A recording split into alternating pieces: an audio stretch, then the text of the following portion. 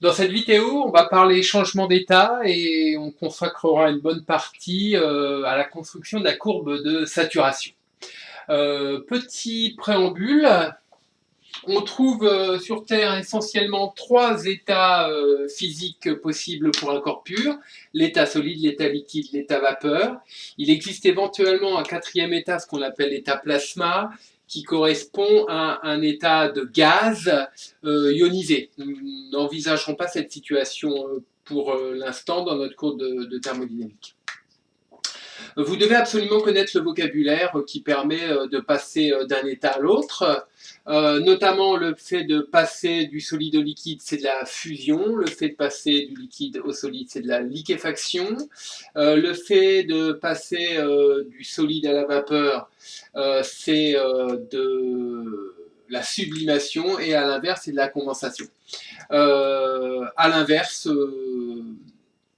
pardon. Et vous devez également savoir transcrire ces différents changements d'état dans ce qu'on appelle le diagramme PT. Donc on regarde l'évolution de la pression du corps en fonction de la température. Notamment quand on s'intéresse au changement d'état de la vapeur au liquide ou du liquide à la vapeur, donc parlons par exemple de la vaporisation, eh bien on se rend compte que le changement d'état se caractérise avec un palier de pression qui est équivalent à un palier de température. Donc ça, c'est quelque chose d'important à bien savoir. Et donc, forcément, si je fixe la température, je fixe la pression. Ceci veut dire que le changement d'état se caractérise par une fonction qui donne la pression en fonction de la température. En règle générale, c'est une fonction qui est croissante, donc elle est toujours croissante, et qui a cette concavité. Cette courbe, appelée encore courbe de changement d'état ou courbe de vaporisation en l'occurrence, ou de liquéfaction, elle permet, elle a une borne inférieure et une borne supérieure en réalité. La borne inférieure est définie par ce qu'on appelle le point triple. Et la borne supérieure est bornée par ce qu'on appelle le point critique. Je reviendrai là-dessus un petit peu plus tard. Même chose pour ce qui concerne la fusion, on a une courbe qui en général est comme ceci, donc elle est croissante. Et pour la sublimation, on a une courbe qui est comme cela. Ce qui fait que ça, on sépare le plan en trois parties distinctes. Plutôt basse pression, haute température, il est assez évident qu'on a les gaz. Aux basses températures, il est assez évident qu'on a les solides. Et puis aux pressions assez importantes, mais aux températures assez importantes aussi, on a effectivement les liquides. Le point triple apparaît donc comme étant un état de coexistence entre les trois phases, et c'est en cela qu'il constitue un point caractéristique de chaque corps pur. Chaque corps pur a son point triple spécifique. Le point critique est un point un petit peu particulier, au-delà duquel on ne peut pas distinguer l'état gazeux de l'état liquide en tant que fluide. On obtient ce qu'on appelle un fluide critique, ou hypercritique, ou supercritique, qu'importe, qui a des propriétés de densité qui sont celles des liquides et des propriétés de fluidité qui sont celles des gaz. Petite chose à préciser, en règle générale, les courbes à très très haute pression sont un petit peu comme ceci. Donc il y a une incurvation de cette courbe-là et donc on obtient du solide, y compris à des températures assez élevées pour des pressions très importantes, comme ça peut être le cas par exemple dans un astre. Hein. Petite chose également à préciser ici, c'est que dans l'état solide, eh bien, on peut avoir différentes structures cristallines observables, donc plusieurs variétés d'italotropiques, par exemple une cristallisation en CFC, une cristallisation en hexagonale compacte, etc. Ce qui fait qu'il y a une subdivision de même nature avec des courbes de changement de phase pour les différents solides. Donc ça, c'est la première chose que vous devez savoir. Petite chose aussi particulière pour l'eau, le cas de l'eau est très spécifique parce que la courbe ici, elle est décroissante, comme ceci. Ainsi, si vous êtes sur une patinoire, à une température de un peu moins de 0 degrés Celsius, le point triple de l'eau est à 0,01 degrés Celsius. Donc si vous êtes là, à une pression d'un bar, vous êtes juste en dessous de cette courbe, et en faisant du patin, eh bien, la pression que vous exercez sur la glace est très faible. Pardon, la surface de contact avec la glace est très faible, si bien que la pression que vous exercez est assez considérable. Et vous avez effectivement la possibilité, localement, d'augmenter la pression et donc de liquéfier la glace. Donc vous avez fusion locale et vous obtenez de fait une couche de liquide en surface qui fait que votre patin à glace, il va pouvoir glisser en aquaplaning. Donc c'est véritablement une des propriétés intéressantes pour la glace. Par contre, si vous avez de l'eau liquide, contrairement à l'idée reçue qui consiste à dire que quand on comprime encore plus un liquide, eh bien on va obtenir sur le gaz, eh bien dans le cas de l'eau, c'est pas le cas parce que vous restez dans le domaine du liquide. Sauf si vous allez vraiment à des pressions extrêmement importantes, de plusieurs millions de bars, ce que l'on ne va pas envisager ici parce que c'est très compliqué à faire en fait. Donc chose ici intéressante pour l'eau. On va maintenant plus particulièrement s'intéresser à la courbe de changement d'état liquide-vapeur pour parler de la courbe dite de saturation. Pour ceci, on va envisager le fait d'emprisonner de la matière, je vais prendre de l'eau, c'est peut-être le plus simple, dans un volume donné dont je vais pouvoir régler la valeur avec un système de type piston. Donc si je modifie la position de cette paroi mobile, je vais donc modifier le volume ici. Et je vais m'intéresser à l'équilibre qui me permet effectivement de passer de l'état, par exemple H2O liquide, à l'état vapeur. Une vaporisation. Admettons que l'enceinte soit initialement vide et que j'injecte ici une petite goutte d'eau. Comme on a ici du vide, ça veut dire que dans l'état initial, ma quantité de matière en vapeur vaut 0 et ma quantité de matière N0 en liquide est différente de 0. Cet équilibre est régi pas avec une constante d'équilibre, notez K, et je vois immédiatement que le quotient réactionnel dans l'état initial vaut 0, donc est plus petit que K. Donc nécessairement, vous allez avoir un état final avec une quantité de matière finale en eau liquide qui sera plus petite que N0 et une fabrication d'une quantité de matière de vapeur obligatoirement. Donc première chose à savoir, si vous mettez du liquide dans une enceinte vide, obligatoirement, il va se vaporiser. Vous ne pouvez pas avoir coexistence d'une phase liquide avec du vide. Ça, c'est pas possible. Et j'ai même envie de dire que même un solide, vous ne pouvez pas, en théorie, le mettre au contact d'une phase de type vide. Il y aura obligatoirement une sublimation. Alors, la question qui peut se poser, c'est quand vous êtes un cosmonaute engoncé dans son armure en plein milieu d'espace, comment se fait-il effectivement que vous ne vous sublimiez pas? La raison elle est toute simple, c'est que un solide c'est quand même extrêmement dur et pour casser des liaisons covalentes entre des molécules, il va falloir effectivement fournir beaucoup d'énergie.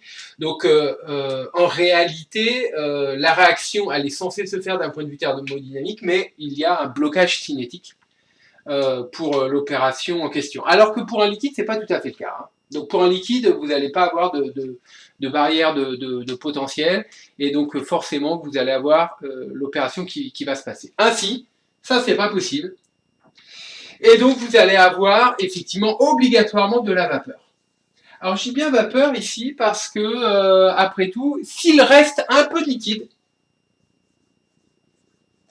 il y a coexistence de l'état liquide et de l'état vapeur, et de l'état gazeux, pardon. On parle alors de vapeur plus particulièrement dans ce cadre-là. La question qu'on peut se poser maintenant, c'est va-t-il y avoir intégralement de la vapeur ou coexistence? La question elle est très simple ici. Si on connaît la température de l'ensemble, et notamment si on a des parois qui sont perméables à la chaleur ici, et que l'ensemble évolue à une température extérieure donnée, eh bien forcément on va avoir une pression de vaporisation qui va être liée à cette température. Ainsi, si la pression obtenue à la fin est inférieure à la pression de vaporisation pour la température T0, eh bien obligatoirement on a de la vapeur à 100%. Par contre, si vous obtenez par calcul une pression supérieure à la pression de vapeur, obligatoirement, c'est que vous avez 100% de liquide. Or, 100% de liquide, on sait que ce n'est pas possible. Donc, obligatoirement, cette situation ne peut pas être envisagée, et au mieux, vous pouvez avoir une pression finale égale à la pression de vapeur, ce qui veut dire que dans ce cas-là, vous avez une quantité X vap de vapeur et une quantité X liq en fraction molaire de liquide. Donc un équilibre liquide-vapeur. On va s'intéresser maintenant à cette situation-là, et le volume, ici, on va le réduire petit à petit. Donc on appuie tout simplement sur le piston, et on va toujours travailler à température constante.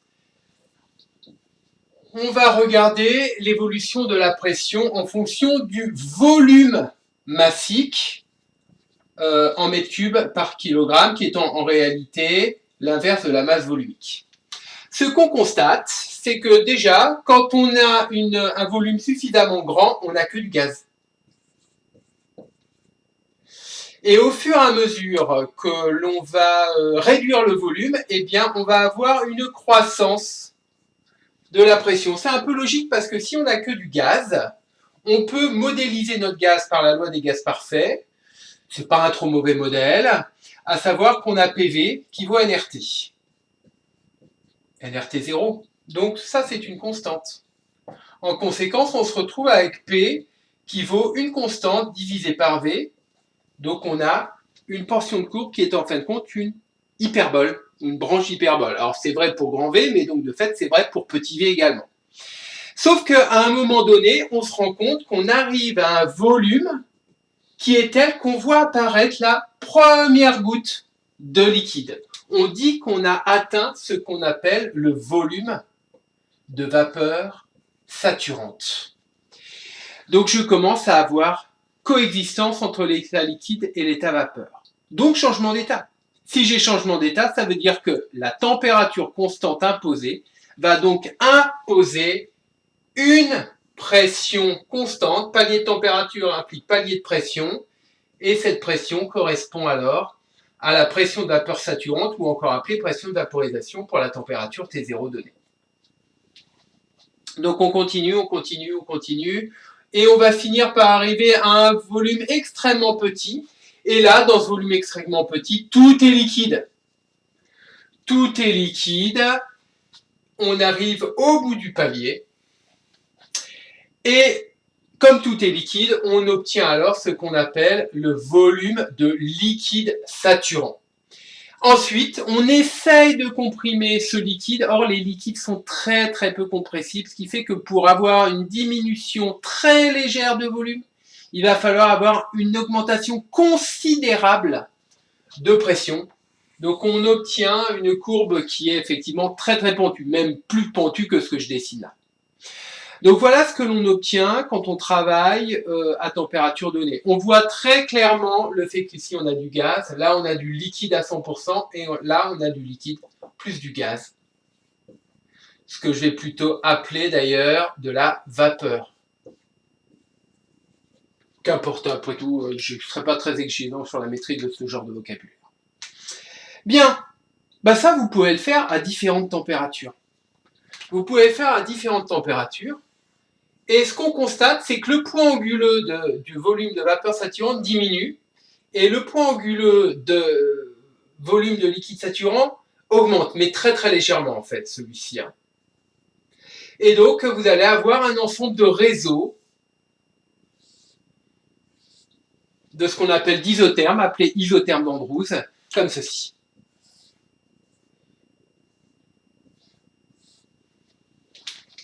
On peut relier tous les points anguleux et en les reliant manuellement, on fabrique ce qu'on appelle la courbe de saturation. Donc en rouge, vous avez effectivement cette courbe de saturation dont le sommet n'est autre que le point critique.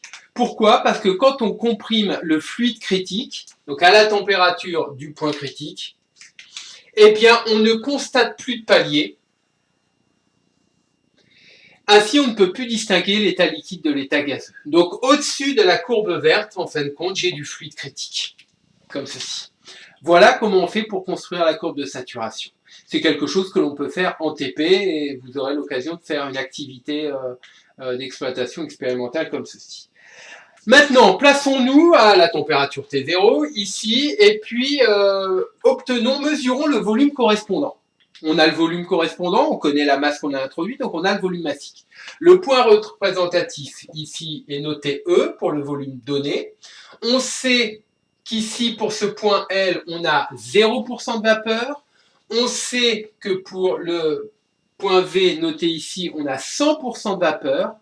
Eh bien, on va obtenir la fraction molaire en vapeur tout simplement en prenant la longueur du segment LE divisé par la longueur du segment LV.